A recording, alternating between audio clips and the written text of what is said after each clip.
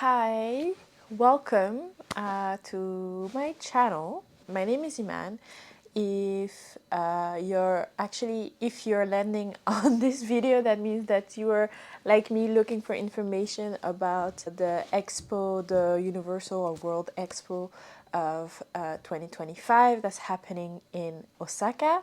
Actually, there hasn't been much information online, so that's why I've doing this video, but it makes sense because I think it only started so today I'm filming is the 16th or 17th, so that means it only started 3 days ago. So yeah, probably the information is gonna start now, but yeah, I thought I would make this video for other people who are looking for the same information as I am. I am in my pajamas provided by the hotel. I'm at the hotel Osaka, Integrate Osaka Umeda, I don't know what's the name, but yeah, if that bothers you that I am in my PJs, it's not gonna change. I'm very sorry, I'm not changing right now because I'm really tired. But so, what to expect in this video? So I'll talk about how to get there. I'll talk also about the different pavilions that I've been to, whether they are worth it or not. I will talk as well about, so you have the possibility to have a day pass or a multi-day pass, which one is actually worth it, and is the expo as a whole really worth it or not. Oh, and just FYI, so this video is solely about the expo, but if you're interested more about travel, I will post. I think this will be my first video that I'll be posting, simply because I know that people should be looking for information as we speak. But yeah, I will share several videos about my trip to South Korea and my trip in Japan. So if you're interested in that, please follow and check my other videos that will probably come soon or are already available depending on when you're checking this video. And I will try to put chapters to this video. Hopefully, yeah, I'm structured enough.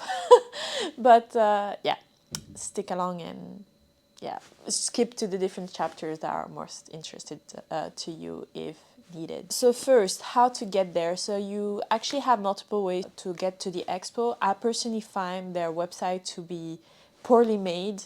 So yeah, if you're like, oh, I'm struggling to find information on that website, you're not the only one. Yeah, it's not great. It's very buggy, especially like you will see probably if you go on the website, like they suggest that you download the app.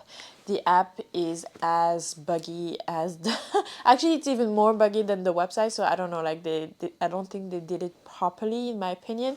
I still think though that on the day of the expo, it's worth it to have the map, simply because it will I found myself, even though it's bugging, I did find myself using the map a lot, because apparently you have to buy the map, or at least if you want to get a map, you will see there is a huge queue and you'd rather want to do something else with your time. And on the app, you have the map basically, and then you can look for the different pavilions, or in my case, look for the different toilets, or where to eat. Like, you will see also the different sections, so it really helps to situate yourself. But wait, back to the question of how to get there. So you have multiple ways to get there. I think probably the most popular will be by using the shuttle buses and the subway. I personally used the subway, even though the shuttle bus station was literally next to the hotel. For one and one reason only, I didn't find the information to be clear enough on the website, and also you have to buy an additional, obviously, ticket for those shuttle buses, which can be a bit yeah, complicated, especially that a lot of people are going to the expo. That was just the beginning of the expo, and there were a lot of people, so if you're going later in the expo, it's gonna be even more people. So I personally advise to use the subway.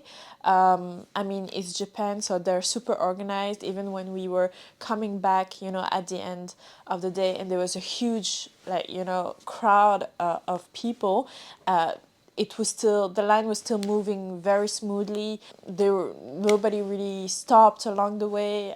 So if you're like, oh, I don't want to take public transports because I will be, stuck here and there, it will absolutely not happen.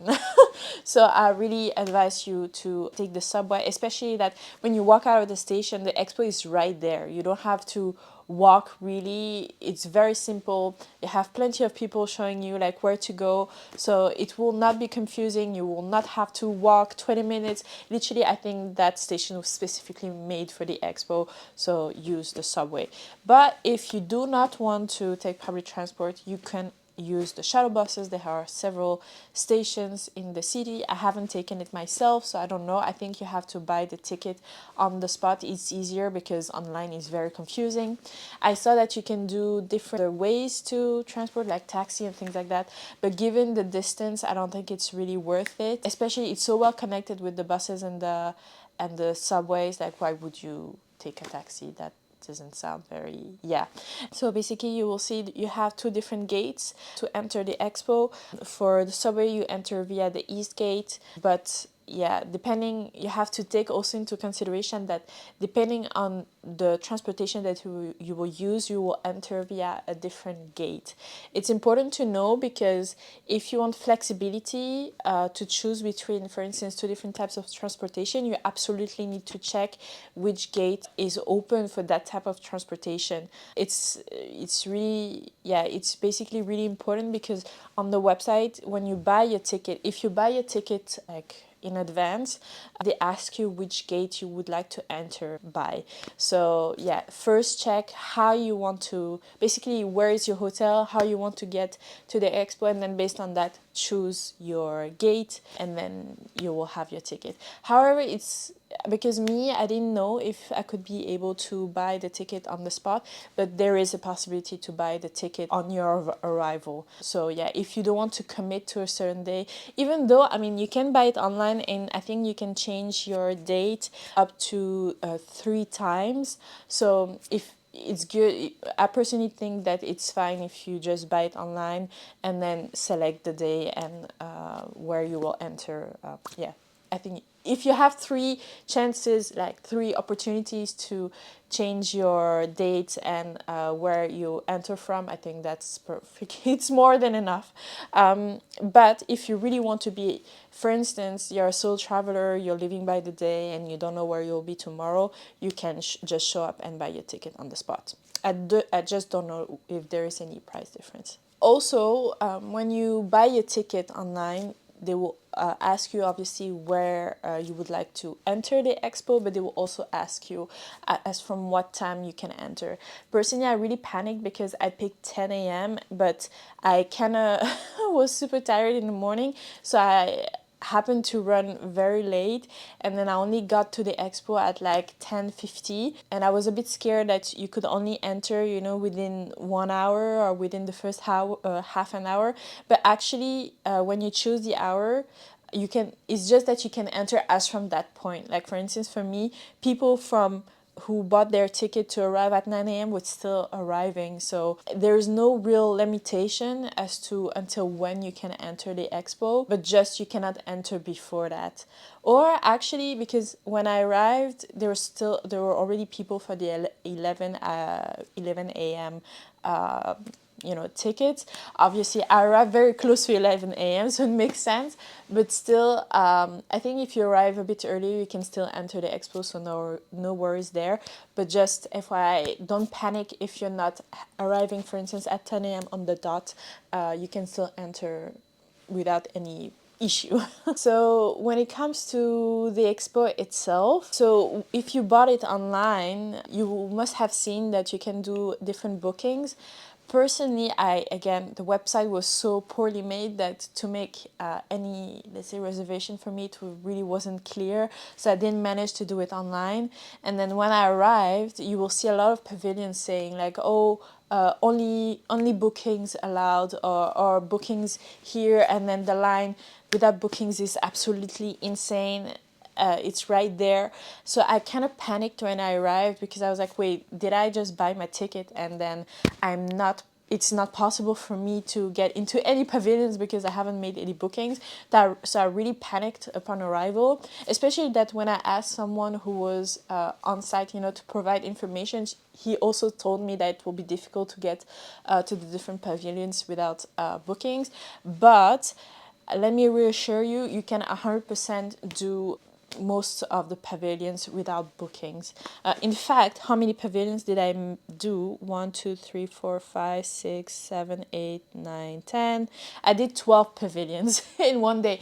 So, and I only did one with a booking. So I think that's perfectly fine.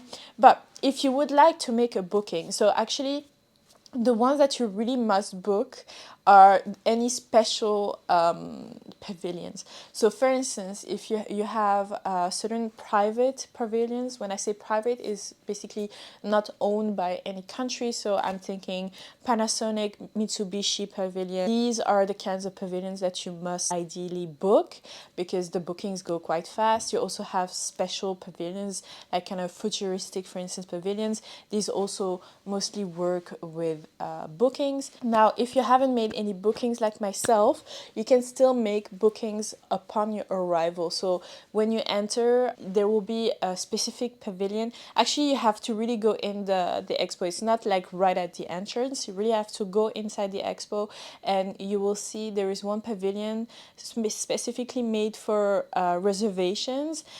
However, for instance, if you're like me and you had a day pass, you're limited to only one booking, so you have to kind of choose wisely. What I would say is that what I would advise is not to book any pavilions, like any country pavilions, because you can still do them by queuing. Even if you will hear that the Japan pavilion is super popular and you must do a booking, don't waste your reservation on that. I got into the Japan pavilion without any bookings and without any queue, but then I will talk about that later. But yeah, I would strongly advise you to, if you have, like me, only one reservation possible, only book a special pavilion. So that means any private ones. Personally, I booked the women's pavilion, the one that's in collaboration with Cartier. The simple reason is because I was I'm a woman and I'm interested in that. I will give my thoughts a bit later on that pavilion.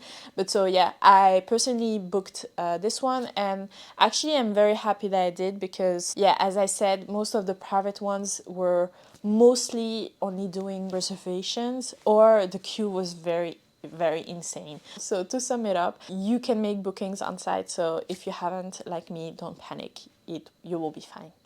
Now, the Expo 2025 is split into 3 different topics: connecting lives, empowering lives, and saving lives. So depending on the country that you will visit, they are basically located in one of those sections, and then they will basically, the goal is that they really dedicate their expo to that topic. I personally didn't find that all the countries necessarily respected that, but it doesn't matter. I think you're there mostly to see what they want to offer. However, what's very much common to all the pavilions is that it's obviously very focused on the future, on making life better, depending on, you know, the scope. So you also have, they call it the signature zone. I don't remember it striking me, to be honest. And then in the middle, you basically have kind of, I think they call it the first zone. Basically, that's all the food, or if you want to sit down, that's very nice, a very nice place. You can sit down. You have certain dedicated zone where you can sit down all around the expo, so don't panic. You don't have to go necessarily to that zone to be able to sit down. And also it's good to know, like, basically the expo is done within a ring, so it's really like a round, and then you have all the pavilions inside, but you do have other pavilions, or for instance when you have certain events, it's outside of the ring. I'm thinking, for instance, of the Japan pavilion that is outside the ring, but that's because they touch upon different topics, and also because obviously they are hosting, so that makes sense. Or for instance, the women's pavilions was also outside. The Mitsubishi, the Panasonic one was also outside. So I would really suggest that you really go through everything. I think you should really walk around and see, depending on the pavilion that looks the most interesting to you, to just get in. I must say that you will have certain countries that are highly popular. I'm thinking about China, for instance, Japan as well. I know that US and France also was very popular. So these are pavilions where you will have always a long queue, perhaps even an hour queue.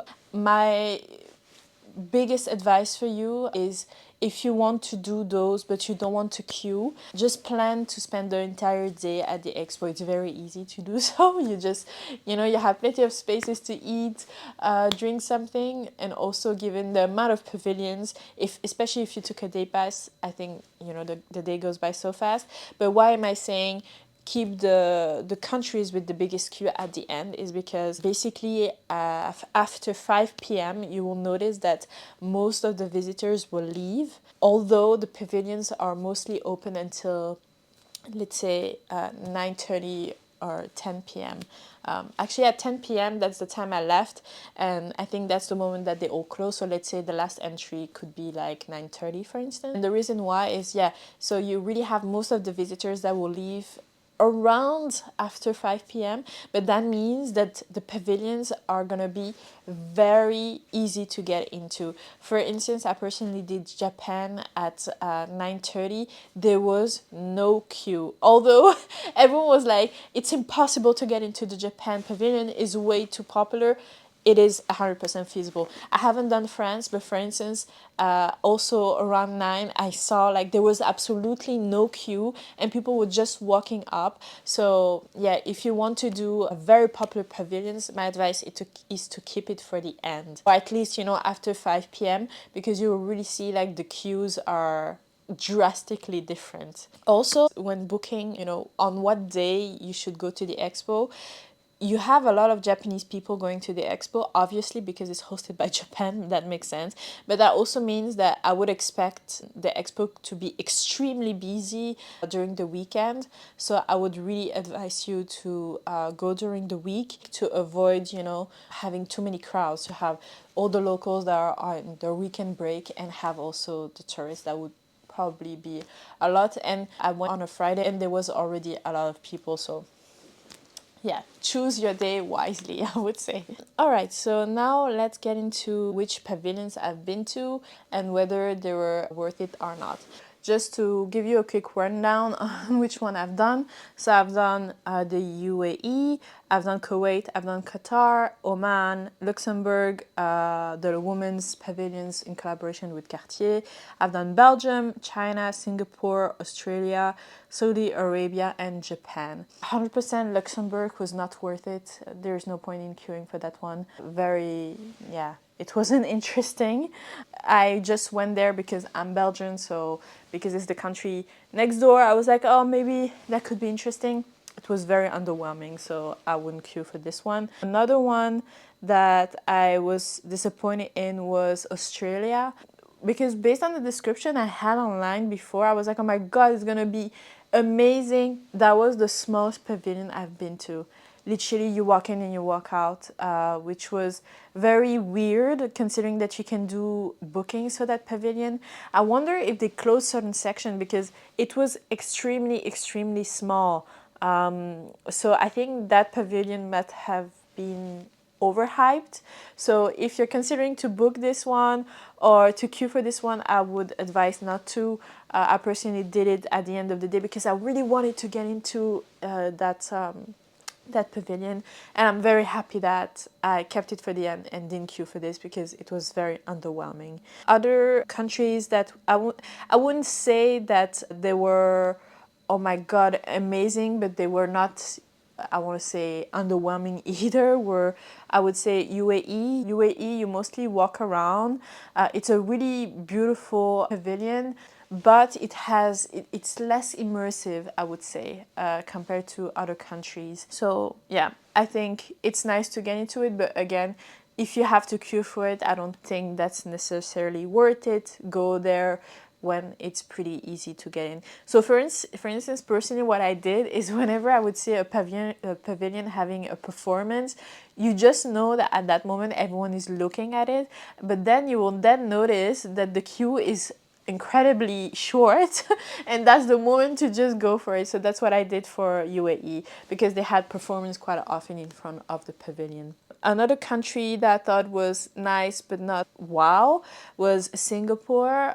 So Singapore, it's really their pavilion is really shaped into a sphere, let's say. I thought it was interesting. Some places of the expo were very well done. They really were relying on, let's say, the dreams aspect. Now, would I have regretted it not to see it? Not necessarily. It's a nice pavilion, but it's compared to the other ones that I've seen, it wasn't in my top three, let's say.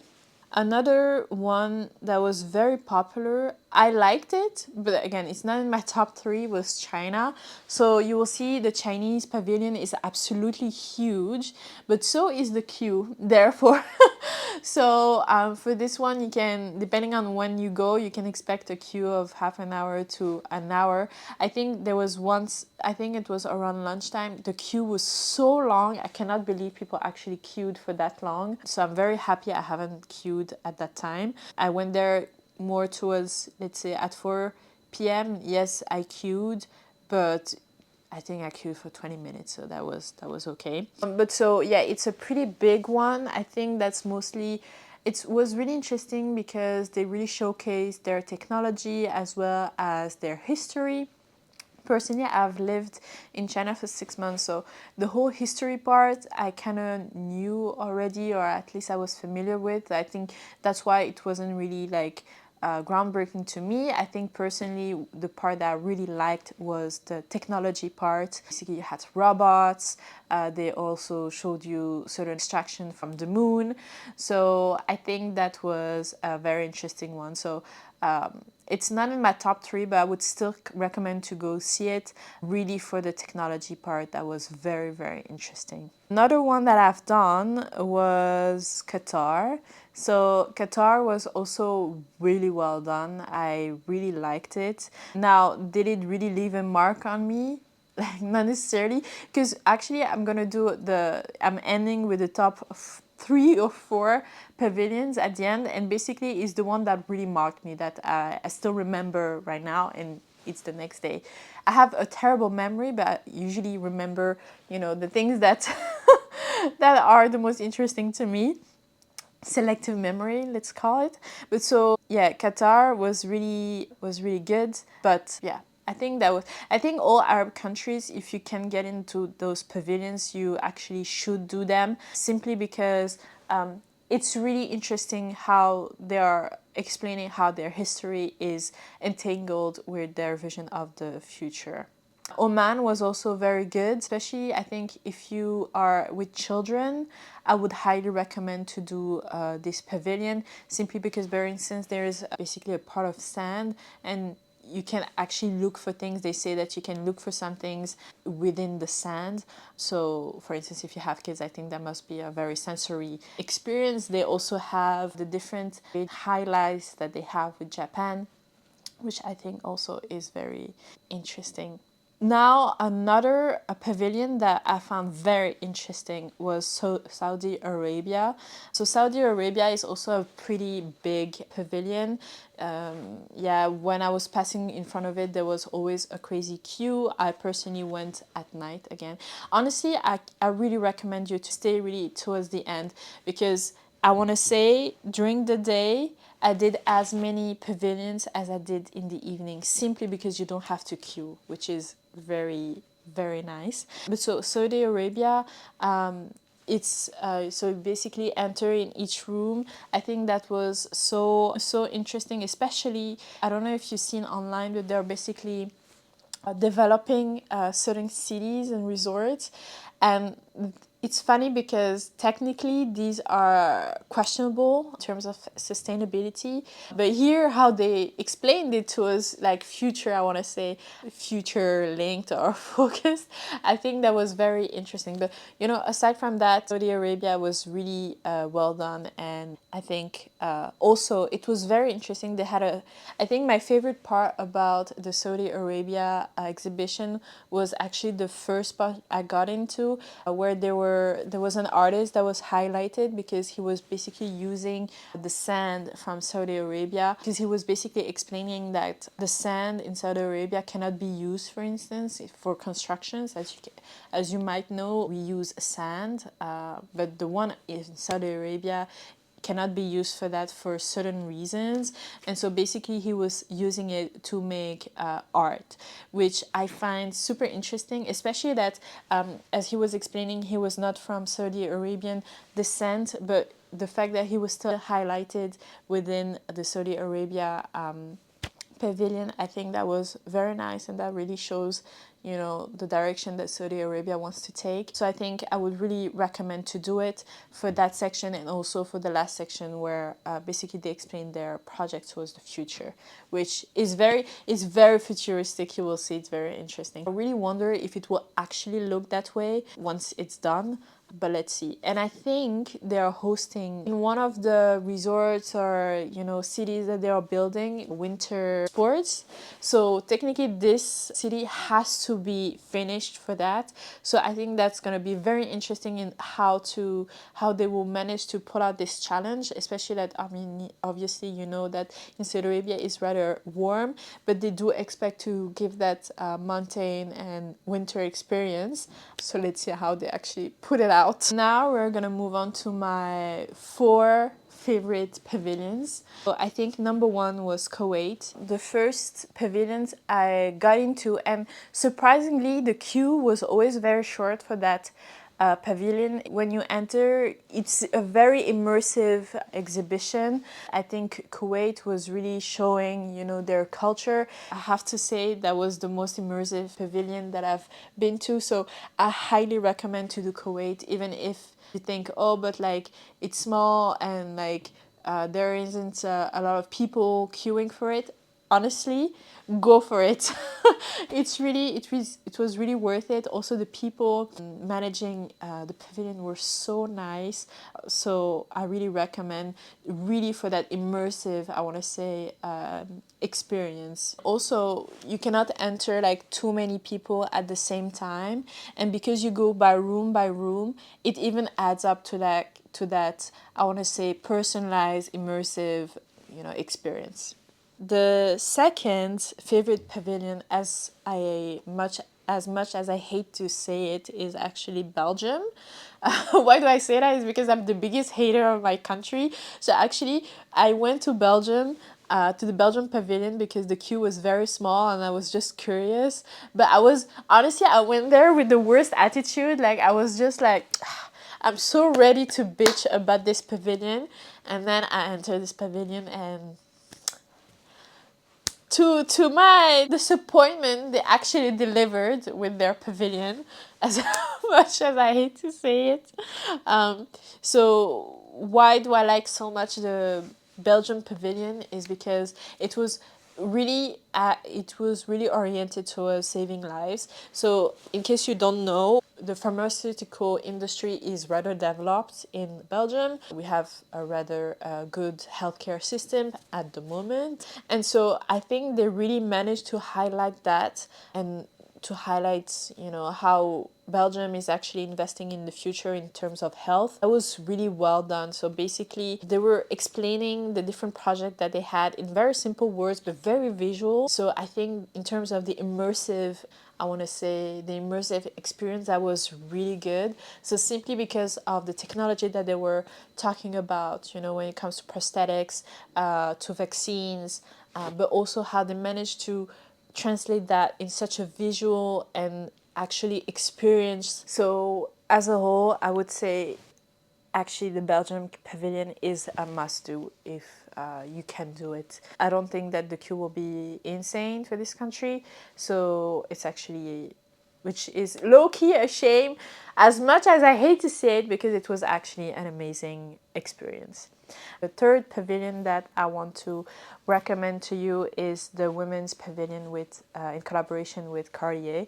So I think the way that they did the experience is really interesting. So basically, they provide you with a headset, and you know, the voice is either in English or in Japanese, and then they provide subtitles in more languages.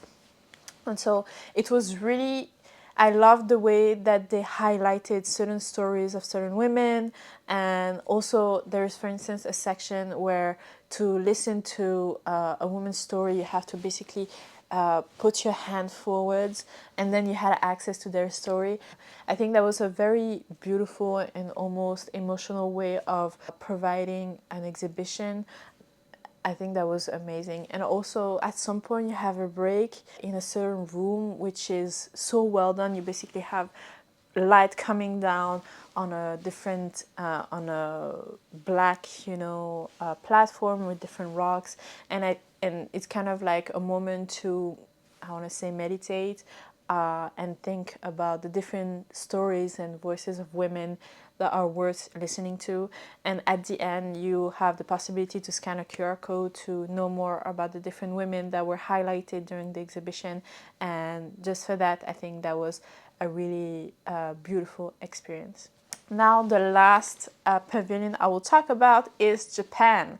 So, is the Japan pavilion actually worth it? Short answer, I will say 100% yes. So, it's pretty big. It's a pretty big pavilion. I think they really pulled it out when it comes to, say, the renewable and the future-oriented pavilion. They really highlighted certain aspects. Basically, the Japan pavilion is split into 3 sections. You have, I think it was farm, plants, and factory. And basically, towards the expo, you will really see, they will highlight, you know, the different elements. At some point I find it a bit random, to be honest, because I didn't see how it linked to the different aspect, but it was still very nice. Basically, at some point you can see the biggest, I think they call it the biggest rock that was taken from Mars, and that still needed to be kind of like, I want to say, analyzed, let's say. So it was very interesting to see. So, you know, after the moon particles from China, you could see a rock from Mars in Japan. But I think really, like, the Japanese pavilion is really worth it. Is it immersive? Not necessarily immersive, like, I want to say, like, for instance, in Kuwait, where it's really like sound and image that's make you immersed, but it's definitely, in every moment that you walk in the pavilion, there's always something to see.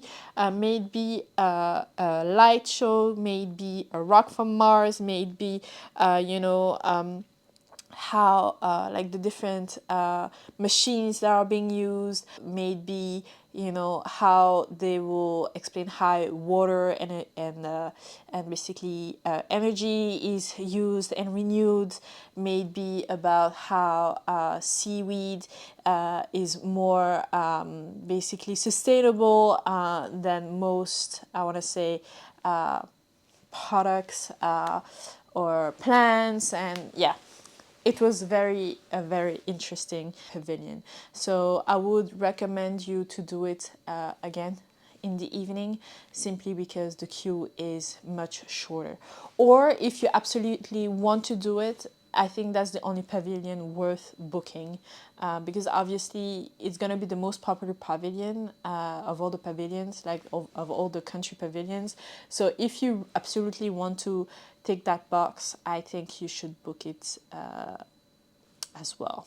Now, final part of this video, and then I'm done, is the multi-day pass worth it? So as you will see, you either can do a day pass or a multi-day pass. When I bought my ticket, the price difference was rather significant, so I think that's something that you have to think about.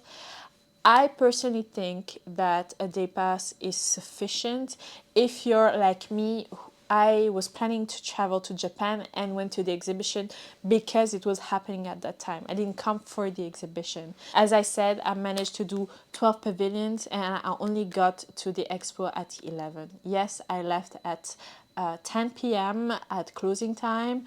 I took a break to eat in the evening. I haven't taken a lunch break because, yeah, I had a heavy breakfast, let's say. But so I think you can do a lot of pavilions in a day. So if you're like me, just traveling to Osaka and thinking, oh, I might as well do the expo, I would really say don't worry, just take the day pass. Now if you're coming for the expo specifically, or if you want to participate in certain events or certain special pavilions, I want to say, like, you know, as I said, you have special pavilions that are basically private, made by companies. If you want to do those pavilions, you will have to do a multi-day pass, simply because the amount of people that are booking or the queue for those pavilions is rather significant. Some pavilions only take bookings, and if you take the day pass, you only get one booking. So if you want to do all of them, then I think the multi-day pass is then more interesting. However, you have to take into consideration that the exhibition is rather far. I mean, it is well connected, but it is far. So that means you also have to think that you will have to travel to that exhibition multiple times, and I personally doubt if it's necessarily worth it. So I personally think the day pass is more worth it. But now if you want to really have a full experience, be able to do all the pavilions and do all the special pavilions, then the multi-day pass is more interesting. So yeah, that was it about this about this exhibition.